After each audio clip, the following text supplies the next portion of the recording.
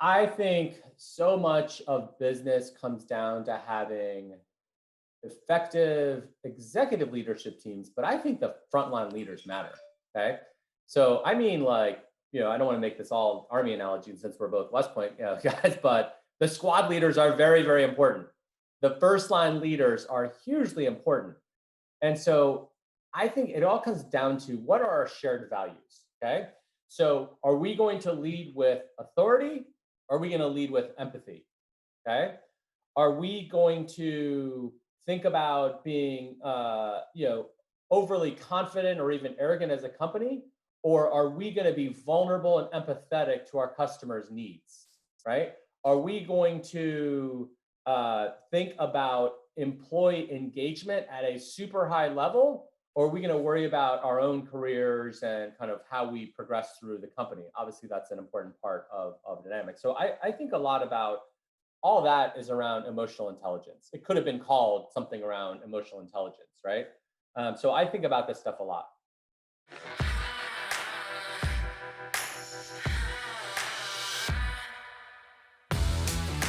Welcome to the EQ for Entrepreneurs podcast.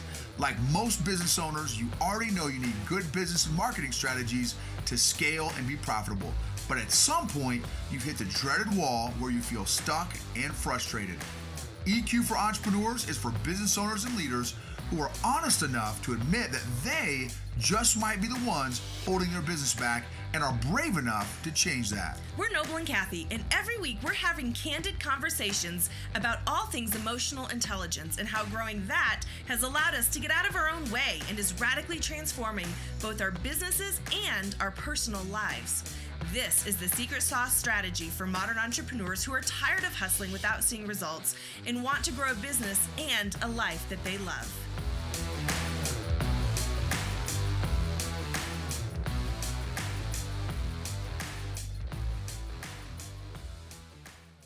You've been in the tech space for a long time, right? I mean, even Yeah. before CEO, you've been in the tech space. Yeah, 15 years. Wow. So the whole time you've been in Atlanta. The whole time we've been in Atlanta. Plus, if you include 3 years at McKinsey, I did mostly tech work there. Okay. So yeah, it's been the whole time since the Army, basically. Now, what'd you do in the, all right, so yeah, let's go ahead and jump into it if you don't mind, Lee. So like, what's your story and how did you get on this track of leadership and everything else? Yeah.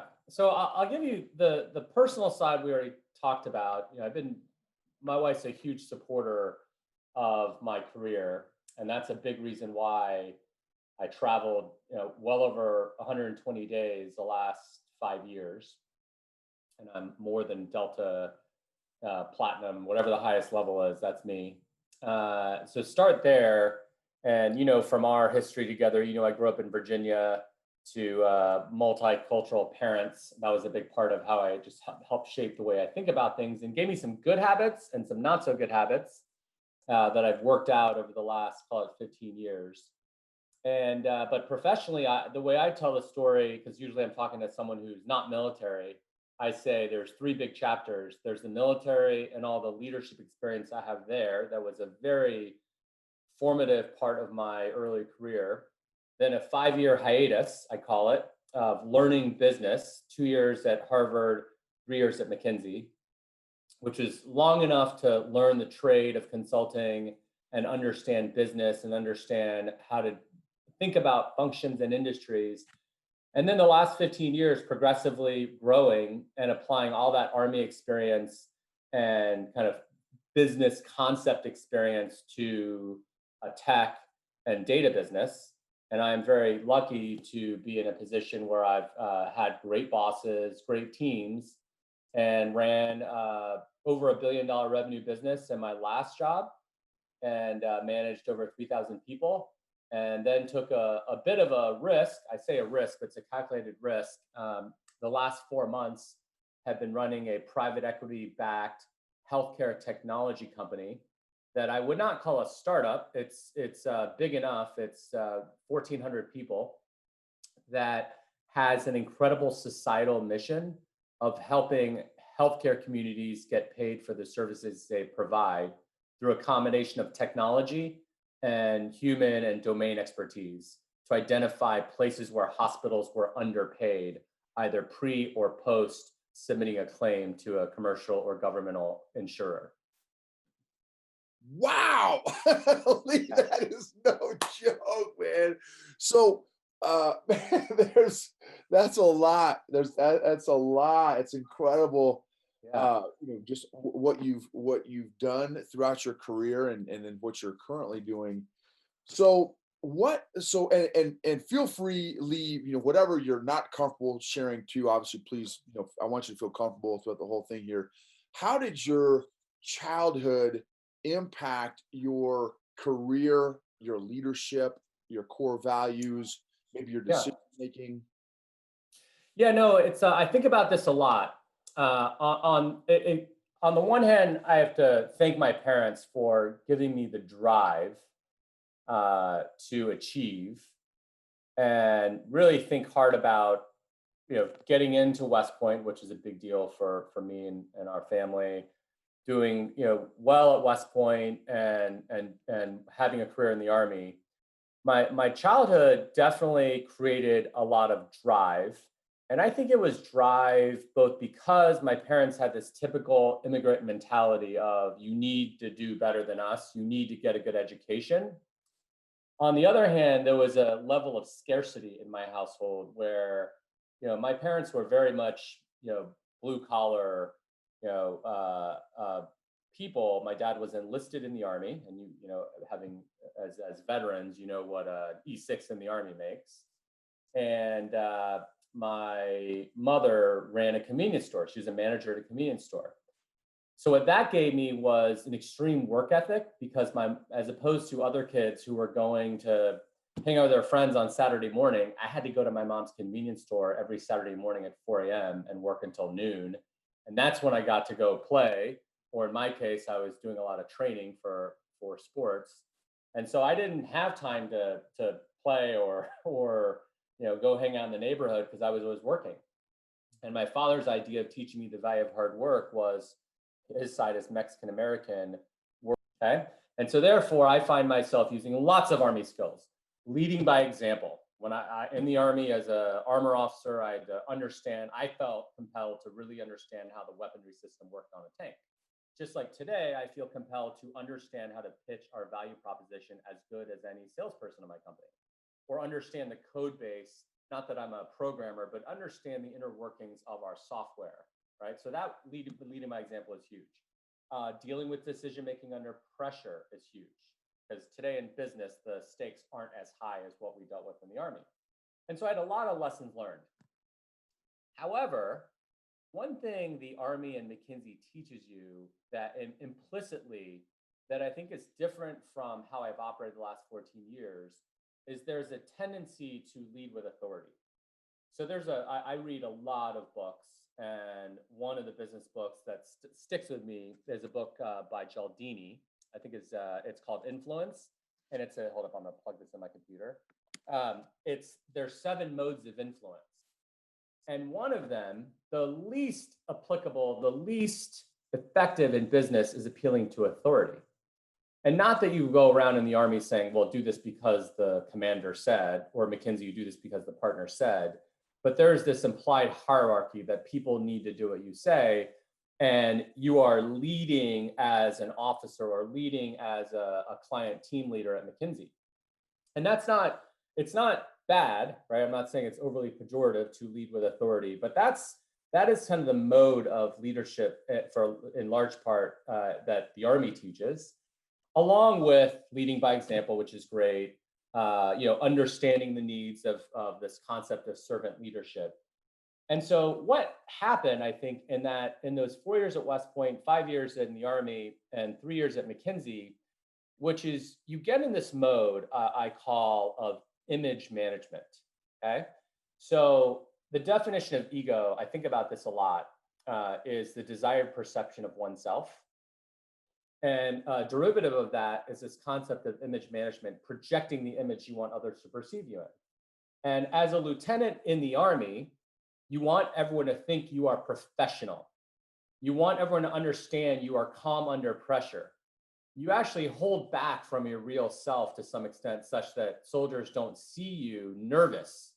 They don't see you struggling with decision making. They don't see you having to report to a boss and being nervous about what your boss is thinking. McKinsey is a bit of the same way. You are projecting an image of confidence, of problem solving leadership, as they would say at McKinsey, of having the answers to. Does that make Wow. sense? Yeah, I was taking notes there. That's tremendous. Yeah. Excellent points. And I think a lot about this ultimate goal. Okay. So I forced myself with an executive coach to say, what is the professional goal? And oh, by the way, first she taught me how to think about professional versus personal. And by the way, I can come back to you and go deep on this. It's not just, as most people would say, a pie chart of professional and personal. That's how I used to think about the pie chart. The pie chart she taught me how to think about, which is an allocation of time and resources, is professional, your family, which for me is my wife, daughter, and son, your partner, independent of family, because you may have a tendency to spend more time with your kids or the family unit as opposed to dedicating time with your partner, yourself, which for me is reading for professional development, it's working out, it's eating right, or so on, and community, which for us is church. For some people, it could be charities. For us, it's a little bit of both. So those 5 pieces she taught me how to think about and understand allocations of time. The other thing I thought about was, what is the ultimate professional goal? And for me, that's what I lean on the most. And for me, having spent the last 15 years thinking about this, it's to create inspired organizations. So everything I do from a work perspective and now managing 1,400 people is thinking about how do we as a leadership team create an inspired organization? Because I believe no matter how big or small a business, people work because of a mission. They work because of that family dynamic, the 5 pieces I outlined. Ideally, back to kind of one of the many things I read, Simon Sinek's Start With Why, they work for the why. The Army has a great why. McKinsey has a great why. My healthcare company has a great why. And so I think a lot about these kinds of. Love that. Wow, Lee, you said so many great things. And I think that some of those concepts, it affect people consciously or unconsciously so often. And I think the COVID phase or season that we're all in, I think has exacerbated some of those things because just because of the added anxiety, the added pressure to perform, to achieve, to win, in uncertain and kind of shaky times. And so, love that. So let me ask you this, Lee. How do you define emotional intelligence or emotional health? Let's hit that one.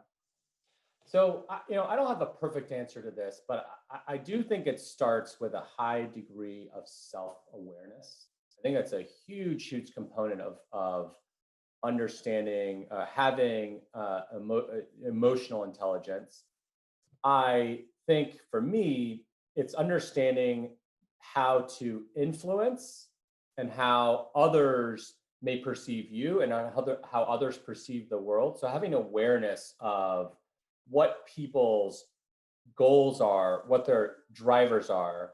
And I really do think it comes back to understanding this definition of ego and image management and understanding performance anxiety drivers, and just kind of stepping back and saying, at the end of the day, we humans are imperfect. There's no one perfect. And no matter how put together someone may seem on the outside, we all have insecurities. We all have family dynamics that could be distracting. We are at the age where our parents are getting older, so you have that dynamic involved. And so for me, just coming back to what it means for me, it's having had a lot of 360 feedback. So I'm lucky to have been part of a large public company, Relics Group, LexisNexis, and Elsevier, where I got a lot of feedback. And it came for me. I was lucky enough to go to an executive leadership course out in Sausalito called Learning as Leadership. that gave me a ton of self-reflection on this intersection of a childhood that was a very good childhood combined with professional success and the training I had in the Army, but then working out a lot of things over time, personally and professionally, to create more balance in my life. To me, it all comes down to being self-aware of what you're good at and what you're not good at. I'm a big believer, by the way, of focusing on your strengths and acknowledging that you have weaknesses, and then being aware of your surroundings and how not just how people perceive you, because this isn't about yourself, it's about others, but understanding that people have their own insecurities and finding ways. There's this concept in this leadership course I was talking to you about of making other people better. Okay. And I actually, one of the things I regret about my time in the Army or at West Point is I didn't have that mentality. It was much more of a selfish mentality of like making myself better and like making sure I achieved. And I had great friends and where I still keep in touch with, a ton of good guys and women, but it was too much like about performance. Right. And then you get in the Army and you think about your platoon as about my platoon, as about my company. Whereas now I think a lot about how do you make others better, especially, by the way, in business where you have peer-to-peer conflict, right? So for example, what an entrepreneur has to deal with is any classic functional organization in business is designed whereby there's tension between the functions, okay? So the product leader is dependent on the technology leader to build code. The sales leader is dependent on the product leader to build a good product. Well, what happens when the product feature functionality is not there? The sales leader gets angry. What happens if the sales leader is not selling enough, right? The finance lead gets upset. So there's this like built-in organizational design, but tension that I would argue requires you to be super empathetic, acknowledge tension, and this other concept that I'm way better at, not perfect, but engage in productive conflict. And B, I think there's so many books written on this one other topic or term, transparency. I believe in what Dalio says, radical transparency. I mean, so radical that it's not purposely hurting people's feelings, but you're purposely tackling the problem. And sometimes when you tackle the problem, you may feel like you're upsetting someone. And the reason a lot of leaders don't run to the problem, it's actually could be their own ego drivers. They want to be liked. They don't want to be unliked. And therefore, they don't actually want to go tackle a problem that may end up feeling not so great to 2 or 3 people on their team. And so I'm a big proponent of running to the problem, managing the tension, and creating transparency across the teams. Wow, that is huge, Lee. And do you have a process or system of how you have built or are building that culture into your organization? Yeah, it's funny you say that. So we, my company, it's safe to say this. It will be announced tomorrow. We will rebrand to CloudMed. It's the name of our new company. You'll see a posting on LinkedIn on Tuesday at 10 a.m. And part of our challenge is combining 2 cultures because we just merged with another company that is equal size of my last company, was called Revit. So now there's a challenge of merging 2 cultures together. So your question is very relevant because that is exactly the task. So I have a framework for running businesses that I just generally refer to. It's an oversimplified framework, but I just kind of am constantly thinking in 3 big buckets when I run a business. The first and most important bucket is people. The second bucket is strategy. And the third is execution against the strategy. And I have this overarching theme that I think so much of business comes down to having effective executive leadership teams, but I think the frontline leaders matter. Okay. So, I mean, like, I don't want to make this all Army analogy since we're both West Point guys, but the squad leaders are very, very important. The first line leaders are hugely important. And so I think it all comes down to what are our shared values. Okay. So are we going to lead with authority Are we going to lead with empathy? Okay. Are we going to think about being, overly confident or even arrogant as a company? Or are we going to be vulnerable and empathetic to our customers' needs? Right? Are we going to think about employee engagement at a super high level? Or are we going to worry about our own careers and kind of how we progress through the company? Obviously, that's an important part of dynamic. So I think a lot about like what are admirable companies in the world, and many of them are companies you never would have heard of. There are lots of startups that have good cultures, small companies, nonprofits, governmental organizations that have amazing cultures. The common theme is, I think, several common themes. One is they're super empathetic to customers and employees. So there's a lot of empathy around what you're trying to do. There's some alignment to a societal mission. Okay, so that's great. Oh man.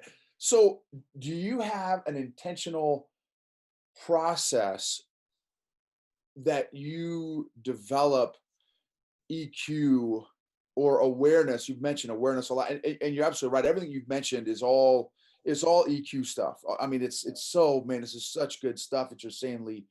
Do you have a process for growing the EQ of your leaders? So you explain the kind of the process of your culture building process with the merger, but how about post merger? What does that leader development process look like for your leaders? I would say that my process is not that mature yet, and I love debating this. How we're thinking about. So I have an opportunity to start from scratch, essentially. Okay, so as opposed to my last 14 years, where I was part of a 30,000 person company that had its own processes, I have a blank piece of paper. Okay, and here's how I'm personally thinking about it. So on how to develop awareness, EQ, and so on. I think so much of this comes down to, so first of all, I'm thinking about what is the leadership program for our company? What is the CloudMed Leadership Academy, for lack of a better word? So I'm going to think about something programmatic, and I have a couple buckets within that program. There is domain expertise, so being good at what we do. There is managing people. So there's a lot of the EQ components in that element of just leadership in general. And I'm actually going to make it very centered around this concept of ego-free leadership, right? And then there's more business leadership dynamics. So understanding how to read a P&L, how to develop a business plan, that sort of thing. So there is going to be a component that is around EQ. Okay, so I just wanted to highlight that point. The other thing I think about is part of EQ is developing leaders. So the other component is developing a mentorship program. And I'm a believer in formal, but not too formal mentorship. Okay. So I'm a believer in so we have a process, just speaking of your process, that I'm going to deploy here, which is what I'm calling an organizational talent review process. And this is not rocket science. It's let's sit back as a leadership team. My team's about 12 people, and identify out of the 1,400 people, who are the 50 leaders that we think are not just high performers, but high potential. So I think a lot about succession for me and for my team. Like who are the potential successors and how are we going to grow them over time? So the process there is identify high potential leaders, identify what they're good at and what their development areas are. And in a lot of times with junior leaders, they are underdeveloped in this area of EQ. Okay. So you'll hear words like, junior in career, or maybe less mature in leadership. Or you'll even hear, may not delegate enough, maybe overly authoritative, whatever, right? You'll see different code words. You don't hear the word EQ as much, but it oftentimes translates to, oh, this person needs to work on these concepts. And so continuing with the OTR concept and the mentorship concept, it's then assigning people in a somewhat formal, but I like not so formal, because the danger of doing this high potential and having this program being very visible is you create a world of have and have nots, and the people that aren't in the program feel bad about not being in the program. So you have to be careful about how you roll this out. But the assigning leader, so I have 5 mentees that I'm assigned to. We try to match skill sets. We try to create diversity. So there's enough women, minorities in the pool. We try to create the right pairings. And in some way, shape, or form, we're working on this concept of EQ. And the last thing I'd say is, when it comes to what I'm dealing with, we have and this will sound overly bureaucratic, but it's really 1 or 2 people that will be specifically in charge of change management. Okay. So how do we bring 2 cultures together? And a large part of this comes down to communication. And so personally, and this is why I say my framework is underdeveloped, right? When you ask me the question of what is my framework, I have a framework for OTRs, which is around mentorship and mentees. I have a framework around coaching people and creating a leadership academy. The last part is probably a little more ad hoc, right? It's probably what you would do or other leaders would do. Is there's a lot of communicating and leading by example around this concept of EQ. And so what I do is I have a monthly all employee call where the goal, I always think about, what is the goal of the communication? In my opinion, there's 3 goals: inspire, inform, or decide. And it's usually one of the 3. It's not always one, just one. It could be multiple goals. For the most part, if I'm talking to 1,400 people, a big part of it is inspiration. Okay. So that, like, to me, I will weave in stories around EQ, around empathy, around self-awareness in those meetings. With managers, I'm probably more in information mode to get to a higher level of detail. I do a monthly manager call, but this is the part that's ad hoc. I will, on a weekly or every other week basis, send out a quote I think is inspiring. And oftentimes it has to do something with this concept of EQ and image management and ego and leading with empathy. I will often tell stories. So I learned from just in my time that if I'm talking to large audiences, the McKinsey Army framework of being super structured is not as inspirational as telling a story that people can emotionally connect with. So whenever I do a large audience presentation, I'm often in storytelling mode, not in an unfact-based way, but in a way that will resonate emotionally with audiences. So I know that wasn't a perfect answer, Noble, but like that's kind of big buckets of things I think about when it comes to EQ. No, that's awesome, Lee. Man, you've already given so much, and I've got a whole bunch of other questions, but you've really addressed and hit on a lot of those, even though that I did not directly ask you. Any final thoughts or encouragement or a story about either leader development or the importance of empathy, or that kind of thing that you'd like to pass on to any of the audience, whether they're business executives, they're entrepreneurs, they're leaders? Thank you, Lee. We'll see you, brother. Thanks, Noble. Great seeing you. Take care.